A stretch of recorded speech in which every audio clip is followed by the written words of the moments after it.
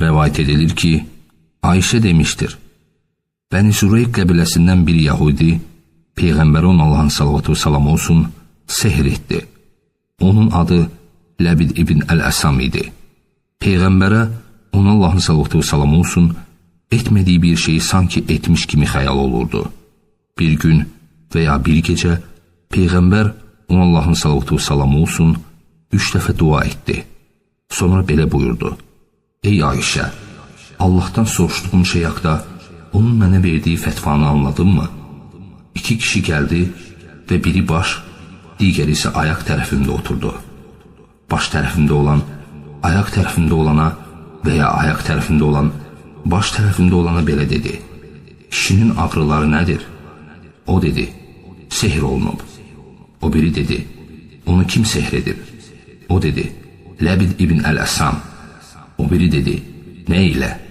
O dedi: Daraq və daraqdakı saçı erkək xurma tumurcuğunun içinə qoyaraq. O biri dedi: O hardadır? O dedi: Zeyərvan quyusunda.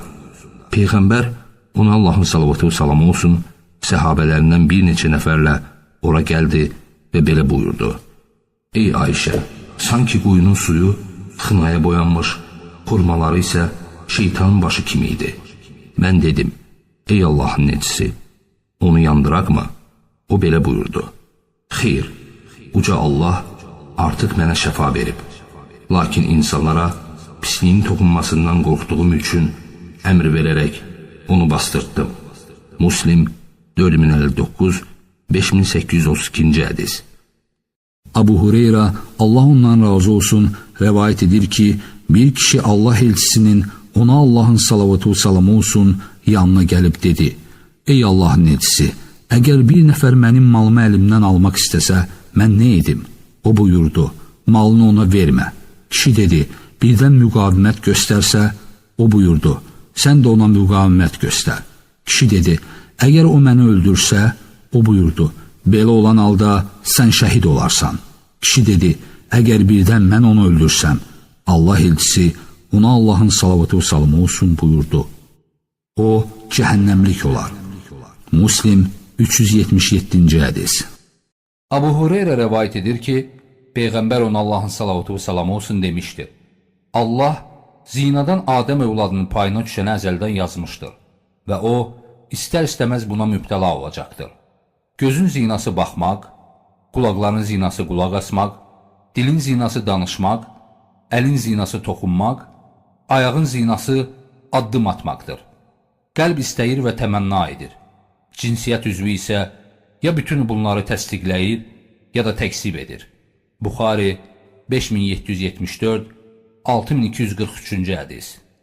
Əbu Əyyub rəvayət edir ki, Allah elçisi ona Allahın salavatü və salamı olsun belə buyurdu: Kim Ramazan ayında oruç tutsa, sonra Şəvval ayının 6 gününü də buna əlavə etsə, il boyu oruç tutmuş kimidir. Muslim 1164-cü hədis. Əbu Əyyub rəvayət edir ki, bir nəfər Peyğəmbərə ona Allahın salavatı və salamı olsun dedi: Mənə cənnətə girməyimə səbəb olacaq əməl barədə xəbər ver. Əshabələr ona nə olub deyə soruşdular. Peyğəmbər ona Allahın salavatı və salamı olsun buyurdu: O bilmədiyini öyrənmək istəyir. Allaha ibadət et və ona heç kəsi şərik qoşma. Namaz qıl, zəkat ver və qohumluq əlaqələrini saxla.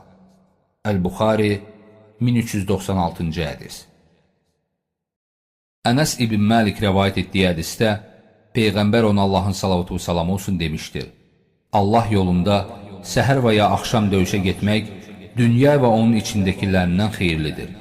Birinizin cənnətdəki ox boyda yeri dünya və onun içindəkilərindən xeyirlidir. Əgər cənnət qadınlarından biri yer sakinlərinə görünsəydi, göylə yer arasında olan hər tərəf işıqlandırar və onun gözəl iyi hər yanı bürüyərdi.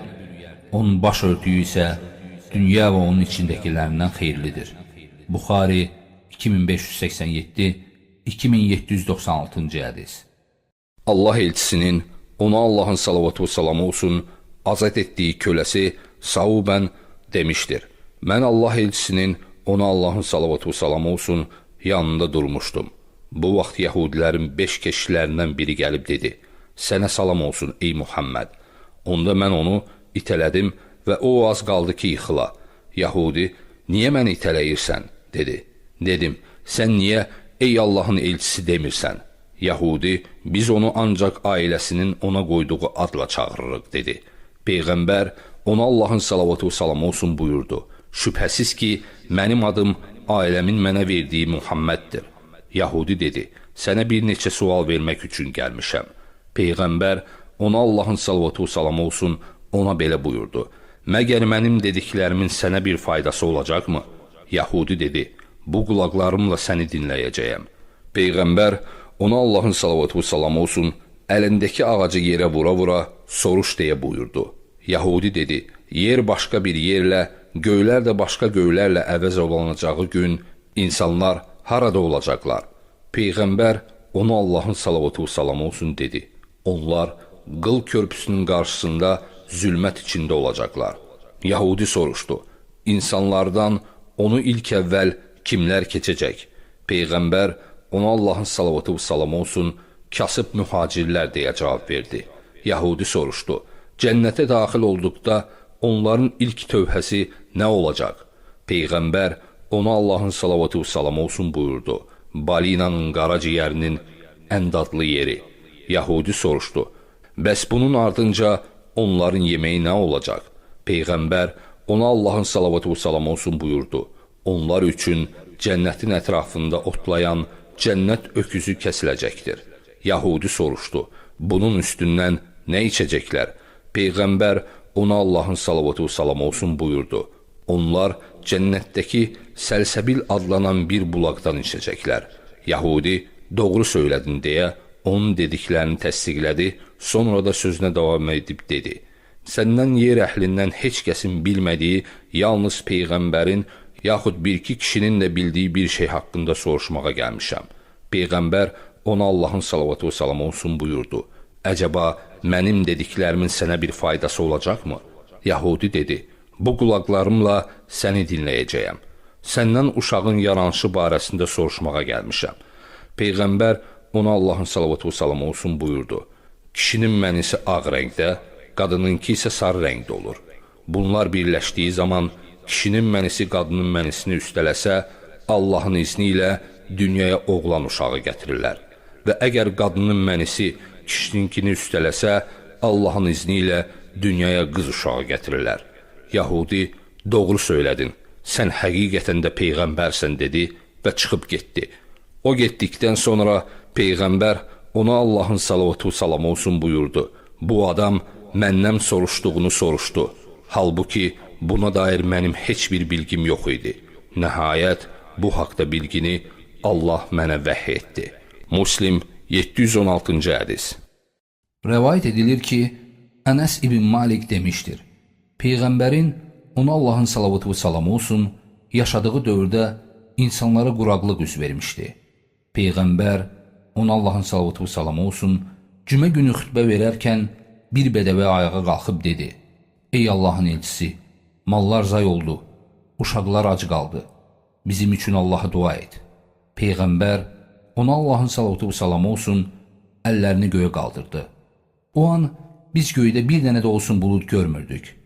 Canım əlində olan Allaha and olsun ki, o hələ əllərini aşağı salmamış, başımız üzərində dağlar qədər buludlar topalaşdı. Və o minbərdən yerə enməmiş, mən onun saqqalından süzülən yağış damcılarını gördüm. Həmin gün, ertəsi gün, ondan sonrası gün, daha sonraki gün, növbəti cüməyədək yağış ara vermədən yağdı. Həmin bədəvi ayağı qalxıb dedi: Ey Allahın elçisi, evlər dağıldı, mallar su altında qaldı. Bizim üçün Allaha dua et. Peyğəmbər ona Allahın salavatı və salamı olsun əllərini göyə qaldırıb dedi: Allahım, yağışı üstümüzə deyil, ətrafımıza yağdır.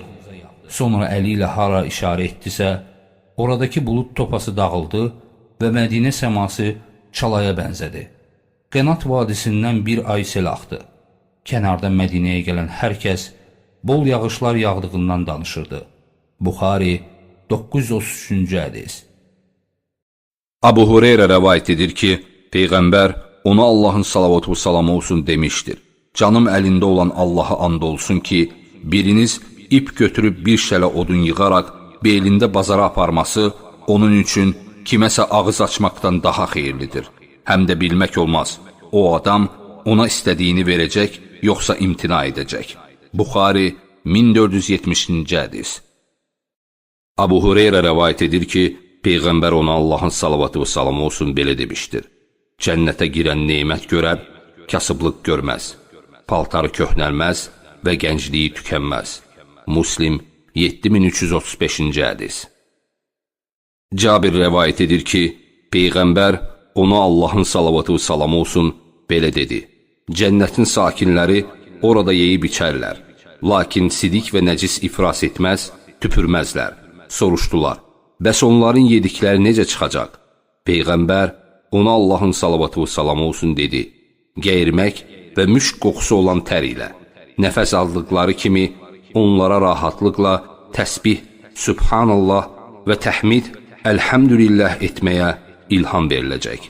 Muslim 7331-ci hədis. Əsma bint Yazid rəvayət edir ki, Peyğəmbər ona Allahın salavatı və salamı olsun buyurdu. Sizin ən xeyirliniz barədə xəbər verinmi? Sahabələr, bəli deyə cavab verdilər.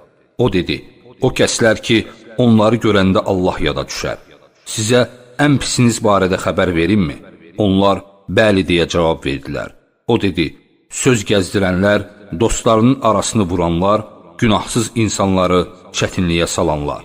El-Buxari, Ədəbül-Mufrad, 323-cü hədis. Abu Hureyra rəvayət edir ki, Peyğəmbər ona Allahın salavatı və salamı olsun, minbərə qalxıb, əmin, əmin, əmin dedi. Səhabələr soruşdular, ya Rasulullah, nə üçün belə etdin? Peyğəmbər ona Allahın salavatı və salamı olsun buyurdu. Mən minbərə qalxdıqda, Cəbrail əleyhissalam mənə, valideynlərin hər ikisi, yaxud biri qocalana dək, onlarla bərabər yaşayan, sonra da onların üzünə ağ olub buna görə də cənnətə daxil olmayan bəndə zəlil olsun. Dedi, mən də amin dedim. Sonra o, Ramazana yetişdikdən sonra günahları bağışlanmamış halda ondan ayrılan bəndə zəlil olsun dedi. Mən də amin dedim. Sonra o, sən yad edildiyin zaman bunu eşidib, sənə salavat gətirməyən şəxs zəlil olsun dedi. Mən də amin dedim. Buxari, Ədəbül-Mufrad, 646-cı hədis. Rəvayət edilir ki, Əli ibn Əbu Talib demişdir. Bir dəfə Peyğəmbər ona Allahın salavatı və salamı olsun, mənə, Zübeyrə və Miqdada dedi, Rovdatul Xaxa gedin. Orada kəcavənin içində gedən, özü ilə məktub aparan bir qadına rast gələcəksiniz. Məktubu ondan götürərsiniz. Bundan sonra biz yola düşdük və atlarımızı 4 nala çapdıq. Nəhayət, gəlib Rovdaya çatdıq və orada kəcavəni gördük. Biz onun içindəki qadına məktubu çıxart dedik. Qadın, məktub nədir? Biz dedik, ya məktubu verəcəksən, ya da səni soyunduracaq. Onda qadın saçlarının arasından məktubu çıxartdı və biz onu Peyğəmbərə, ona Allahın salavatı və salamı olsun gətirdik. Məktubda yazılmışdı.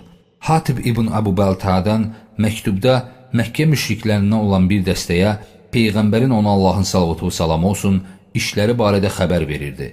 Peyğəmbər ona Allahın salavatı və salamı olsun dedi. Bu nədir ey Hatib? Hatib dedi, məni qınamağa tələsmə ya Rasulullah. Mən Qureyşdən idim, lakin onların nəslindən deyildim. Səninlə birlikdə hicrət etmiş mühacirlərin qohum əqrabası onların Məkkədəki ailələrini və mallarını himayə edir. Onların arasında mənim qohumlarım yoxdur deyə mən onları qorumaq üçün belə etmək istəyirdim. Mən bunu kafir olmaq və ya dindən dönmək məqsədi ilə etmədim. Peyğəmbər ona Allahın salavatı və salamı olsun buyurdu. Həqiqətən o sizə düz deyib. Bu vaxt Ömər dedi, ya Rasulullah, mənə izin ver onun boynunu vurum.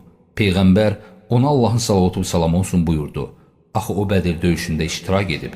Məlum olsun ki, uca Allah Bədirdə döyüşənlərə baxıb demişdir, İstədiyinizi edin, artıq mən sizi bağışlamışam. Əmr demişdir, Hatibin barəsində bu ayə nazil oldu. Ey iman gətirənlər, mənim düşmənimi də, öz düşməninizi də özünüzə dost tutmayın. Mümtəhan surəsi 1-ci ayə. Buxari 4511, 4890-cı hədis. Abu Hureyra rəvayət edir ki, Peyğəmbər ona Allahın salavatu salamı olsun demişdir.